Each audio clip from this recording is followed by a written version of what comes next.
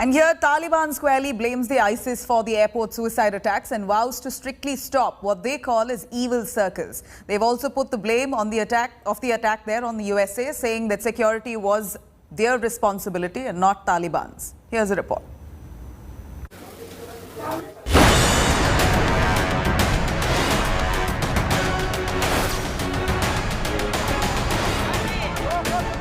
Piles of bodies all around. The war is over, but Afghanistan continues to bleed. Serial blasts rock capital Kabul, leaving scores dead. The Islamic State, or ISIS, lost no time in claiming the bombings in the Islamic Emirate of Afghanistan, established by the Taliban using terror. Irony, just died 1,000 deaths.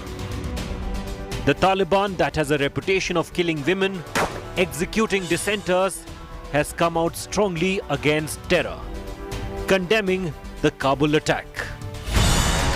The Islamist hardliners claimed they had provided information to the US about the possible attack.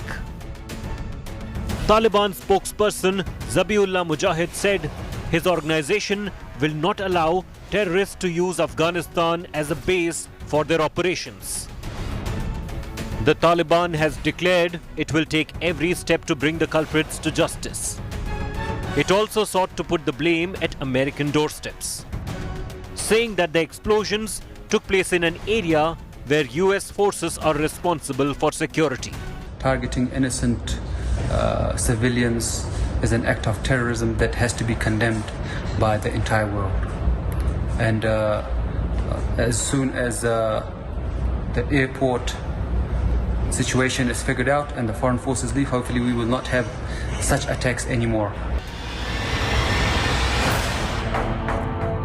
20 years after the World Trade Center terror attacks, the terror wheel has turned the full circle. If the Al-Qaeda hosted by the Taliban launched the dastardly kamikaze bombings on the US then, today another terror group hosted by the same Taliban has carried out suicide bombings on their own soil. Bureau Report,